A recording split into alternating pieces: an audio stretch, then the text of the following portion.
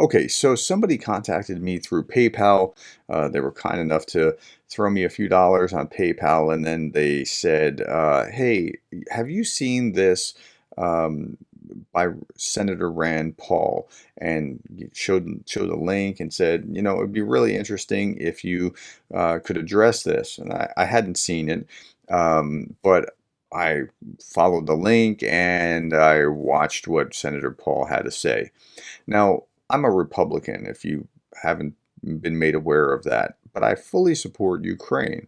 And there's actually a good faction of Republicans that are like me. I call myself a Reagan Republican. I ask myself the question, what would Ronald Reagan have done? And it becomes crystal clear he would have backed Ukraine against Russian aggression.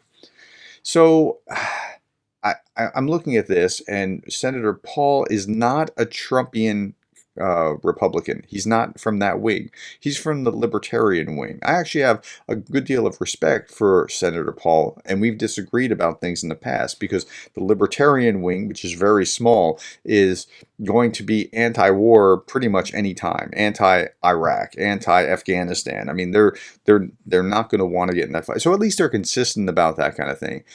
But there are a lot of Russian talking points that have gotten into what Paul had to say here, and I'm going to stop. I'm going to let him speak and then stop periodically and talk about those things. So that's what we're going to be doing here with Senator Paul.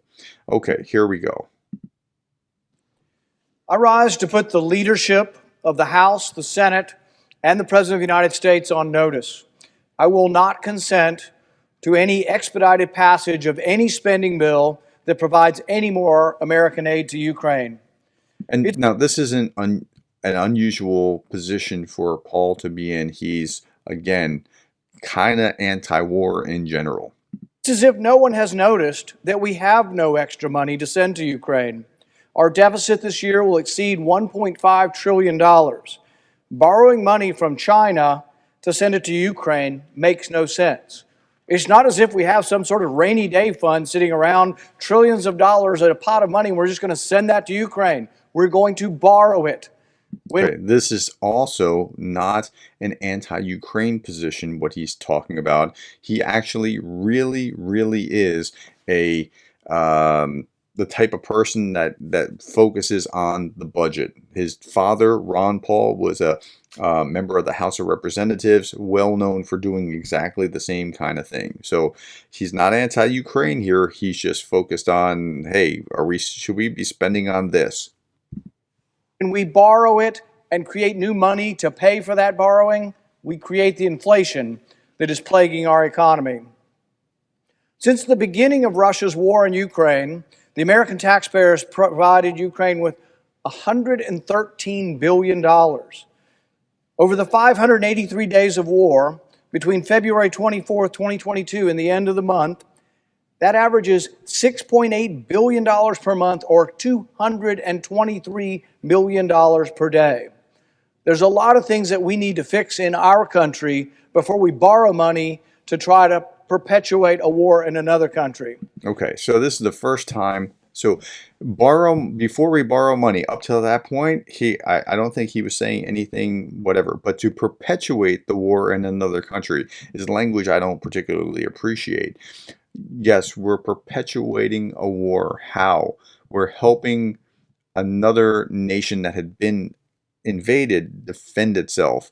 And if you put that rhetoric in instead of to perpetuate a war in Ukraine, it's a very different picture. So here he starts to deteriorate. When will the aid requests end? When will the war end? Can someone explain what victory in Ukraine looks like? Yes. So when will the aid end? When we get to victory. Can someone explain what victory looks like? Zelensky did this perfectly last week, saying all Russians outside of our territorial borders. There's no confusion on Zelensky's part, although a standard Russian trope is that we don't even know what victory looks like. That's not true. President Biden certainly can't. His administration has failed to articulate a clear strategy or objective in this war, and Ukraine's long-awaited counteroffensive has failed to make meaningful gains in the East. That's another Russian talking point. It is slow, but that's what if you read RT and Pravda and Tash, you'll see this again. Counteroffensive has failed. The counteroffensive has failed. The counteroffensive has failed. With no clear end in sight, it looks increasingly like Ukraine will be yet another endless quagmire funded by the American taxpayer. That's why This is exactly the kind of thing that Russia wants to present. I mean, what he just said is exactly what Russia wants to be heard in the United States. And Rand, I don't think has any love lost for like he's not trying to be a Russian mouthpiece. I'm telling you, he's not that guy. He's not. Don't say he's on the payroll. He's not. Somebody in his staff is putting this kind of thing together. This isn't like his big issue either, right? Ukraine is so small in his orbit that he's not even really paying attention. But some staffer has put this together, and he's reading this speech, and yeah. public support for the war is waning. A CNN poll from August That's another talking point that they want to present. shows that a majority of Americans now oppose Congress authorizing additional funding to Ukraine. That's And another now there are talking those in the Senate who would refuse to listen to these voices, voices coming from a war-weary nation, and who would hold the federal government hostage by inserting $24 billion more for Ukraine. Okay. War-weary nation. War-weary, but no Americans have died. Like, no American servicemen have died in this war. So, if you're just complaining about the money, like, this is almost an ideal situation if you think about it just from your own self-interest position. They're talking about saying the only way government stays open, the only way we avoid a shutdown is by shoveling more American taxpayer dollars to Ukraine. They're going to link keeping the government open with more money to Ukraine, and I'm here to say that I'm not going to agree to it, and I will not let them shut down the government simply because they want to send more of your hard-earned tax dollars to Ukraine. Okay. The government shutdown thing, this happens periodically in American politics where the two parties can't agree on things and they go past the deadline and things shut down. It's not a big thing. It reopens very shortly. Everybody gets back paid and they move on with life. Whether the American people fund an endless war in Ukraine or the uniparty threatens to shut down the government. Okay. Endless war in Ukraine. Well, it's not endless. And if you want it to speed up, give them the weapons that they need so they can get done. And the uniparty is kind of like, it's almost like the deep state kind of language. Like they're all the Republicans, Democrats, they're all on the same page on that because they're all about protecting their own interests. That's the furthest that he's gone here, but he's really not cut out of that Trumpian kind of cloth. He's really in a different place within the party. This is a clear dereliction of duty, and I will not stand for it. Colleagues, as representatives of the American people, you should not stand for it either. The bill that comes for us should be about funding our government, not somebody else's government. I will not give consent to a bill that includes funding for Ukraine in keeping our government open. As elected officials, we have an obligation to pursue a foreign policy that advances the security and prosperity of our country. Funneling billions of dollars that have to be borrowed into the meat grinder of eastern Ukraine does neither. The longer this conflict The meat grinder of eastern Ukraine, another talking point. continues, the greater the risk that miscalculation or purposeful escalation draws the United States into direct conflict with Russia. Okay, so that's exactly what Russia wants to articulate. On the other side of that is Mike Pence, Nikki Haley, Tim Scott, and some others, Chris Christie to some degree, saying exactly the opposite, that if you do not deal with this now, the threat becomes even greater. He's saying that the longer you keep talking about this or funneling or helping Ukraine, the greater the potential of nuclear conflict or conflict with Russia becomes. But you're ignoring that if you allow Russia to get away with this, the threat looms even larger. Russia's military may have a bloody nose, but Moscow still maintains the largest nuclear arsenal in the world. Let's not pretend that the U.S. involvement in this war comes without risks. If that's not bad enough, we lack effective oversight mechanisms to ensure that the hard-earned American tax dollars don't fall prey to waste, fraud, and abuse. Now, that's a legitimate point that McCarthy made the other day, that he's making, that many Republicans make, whether they support or don't support. This is the way that Republicans tend to think. They tend to think about the accountability for the dollars. Over a year now, I have been asking for a special inspector general to make sure they're not stealing our money. We've had one in Afghanistan, and he and his team of economists and technicians have overseen and found billions of dollars worth of waste that they've saved. We need the same thing in Ukraine, a special. That's fine. Give them that. I'm okay with that. Let somebody account for where things are going and let them have it. Yeah, he was comparing that to what was going on in Afghanistan and found waste. Okay, so that's not accusing Ukraine of being anything necessarily on its face. That's just saying let's be accountable with our money. Inspector General to make sure they're not stealing our money. When that has come before a vote in the Senate, the majority party in here says, no, we just want to spend the money. We don't care. Some Republicans have gone along with this as well, and they have voted against an inspector general. It is a terrible abuse of our spending authority to spend money overseas in a war and not make sure that they're not stealing it. And with that, okay, let's have an inspector general. I would keep the spigots open, but I would let somebody inspect where the money's going. Fine, perfectly fair. So in addition to the colossal cost of the war, we end up paying a corruption tax. Ukraine is one of the most corrupt countries on the planet. Okay, here we go with that. That's a standard Russian talking point, where Russia is even more corrupt, but Ukraine somehow keeps getting tarred with that. Now, they have had corruption issues. Yes, they're also weeding them out, but he's not going to talk about that. Second only to Russia. Corruption runs deep in Ukraine, and there's plenty of evidence that it has run rampant since Russia's invasion. As President Zelensky landed in New York earlier this week, we learned that corruption concerns in Ukraine's Ministry of Defense resulted in the firing of 6 deputy defense ministers. So I'm not sure that that's fair. 6 deputy defense ministers were removed. The new guy came in 2 weeks ago, and he's, I think, picking his team. But I'm not sure that there was anything about Hannah Maliar and all the others, the other 5 that were deputy defense ministers that were removed. Maybe it's for that. We don't know yet. But let's say. So he's taking a little bit of liberty with this, and even while the new defense minister came in, it wasn't necessarily corruption. He's actually a better fit for where they're trying to go, as he is native of Crimea and kind of embodies this. Okay, let's keep going.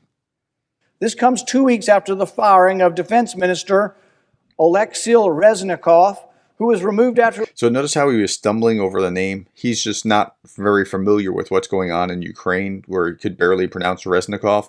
And so part of this is that Ukraine really doesn't matter too much to him. He's against the spending, but it's not because he's anti-Ukraine. He's just anti-war, anti-extra spending, that kind of thing.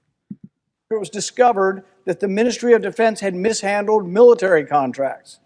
Last month, Zelensky fired all 24 regional military. Okay, so the military contracts thing, that happened under Reznikov's watch, but Reznikov, it doesn't look like, was corrupt, but something happened some lower levels down below him, and it did happen on his watch, so that's fair. The 24 military men that he's talking about, let's listen to this. Chiefs, because they were, quote, involved in illegal activities, including enrichment. Okay, so the recruitment chiefs were apparently, deciding who goes to the front or who doesn't, and there might have been some sketchiness somewhere in there, and that kind of corruption was ferreted out. So it looks like that actually was corrupt in at least in some of those places. So would he prefer that they didn't root out the corruption, or don't you want the corruption to be rooted out? So they have been working at this. Last October, we learned that U.S. shipment of grenade launchers, machine guns, rifles, bulletproof vests, and thousands of rounds of ammunition were ending up in the hands of criminal gangs and weapons traffickers posing as humanitarian organizations. And what did the Senate do? They voted against a special inspector general to make sure they're not stealing our money. What are we doing? Is this fair to the American people? Millions of Americans are struggling each day to make ends meet. Millions of Americans are struggling to provide for their families and put food on the table. Can we honestly look our constituents in the eye and tell them that this is a good investment of their dollars? Yes, actually, I can. I have absolutely no problem with that. I think this is a good investment. It's not something that okay, investment's a weird word here. It's not something that is going to like help you in the future in some great way where it's going to pay off. It's not that. It's going to prevent something really bad from happening. This is where you have to pay a tax for being the leader of the free world. It's the requirement. You get all the benefits that you've gotten. Now you have to pay sometimes because bad things can happen and you have to deal with it. If you allow this to fester and allow Putin to get what he's trying to take in Ukraine and then go for something bigger where it's going to then impact NATO and create World War III, that's far worse. Some say the war in Ukraine is a fight to save democracy. But those who say that need to be honest with themselves. Ukraine is far from a shining example of democracy. And while the strain of war can make for questionable government actions, we have to live with them when the war is over. For all the platitudes about America supporting democracy and making the world safe for democracy, the Woodrow Wilson advocates among us, the biggest recipient of American welfare, Ukraine, canceled its next presidential election. Okay, so let's talk about that. Is Ukraine a democracy? Yes. Is it as democratic as as England or Canada? No, but it's moving that direction. There's been a divergence between Ukraine and Russia for a long time, where Ukraine has been gradually moving off toward the European space, and Russia has been almost like re-Sovietizing. It's a very strange thing to watch. Now to his next point. You're telling me we're sending $100 billion to a country that's not going to have elections? Yeah, so according to their own legislation, during a time of martial law, they are not supposed to have elections. I think they should if they can pull it off, but their own legislation prohibits it. So he's kind of spitting in the wind here. Nothing really useful is coming of that, where that's in their legislation. We're going to send $100 billion to a country that now has what, a president for life? No. I say, oh, well, we could, but it's difficult. Does anybody remember the American Civil War, where 600,000 people died, and yet we didn't miss an election? They've canceled the presidential election. We should cancel our aid as a response. No, so that's unfair, but it's not something, I don't think that he's aware that the legislation prohibits the election in this circumstance. Yes, they could change the legislation, but that would require that legislation change. This is not the only concerning development in Ukraine. Despite Zelensky's charm offensive this week, his actions also deserve scrutiny.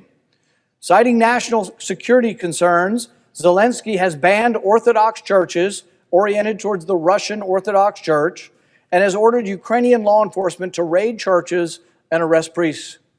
And on the face of it, that sounds terrible. But when you get to the backstory about how they're connected to the FSB, and you found Russian passports and all kinds of other things that show that they're probably connected with some treasonous activities because they're essentially an arm of Russia, it makes more sense. Ban the political opposition. How do you have a democracy if you're not going to have elections and you banned the opposition? He suspended 11 political parties, including the Opposition Platform for Life, the second largest party in Ukraine's parliament. Okay, let's stop there for a second. So For Life is pro-Russian. Medvedchuk is the leader of that. This is the guy. The people that he banned as opposition parties would be engaged in what we would say is treason in their circumstance, working with Russia against Ukraine, actively working with Russia against Ukraine would have been treasonous in this kind of context. Medvedchuk also would have been the guy that Putin, it looks like, would have installed to replace Zelensky had they been able to have, within 3 weeks have the coup, chase Zelensky out. They would have installed probably him as the new leader of Ukraine. So they would have a puppet government subservient to Russia. And the one which held 44 seats. He has attacked free speech by banning opposition media and increasing his government's regulatory power over journalists. Hardly sounds democratic to me. Earlier this year, he signed into law a bill that allows Ukraine's state broadcasting council to regulate all media. Okay, so all of these things are issues that are martial law related. And so I get why he's saying what he's saying, but Paul doesn't really have all the facts in place, and I wish he would have had done his homework more effectively before this. There's some things that are clearly just part of being Rand Paul, being a libertarian Republican who that's how he always is. And then some things are Russian talking points. But I wanted to talk about this so that you could kind of see what was going on and then see some of the differences. Okay, thanks for your time. Thanks for the likes, the shares, the subscribes, the coffees. Thank you for caring about Ukraine.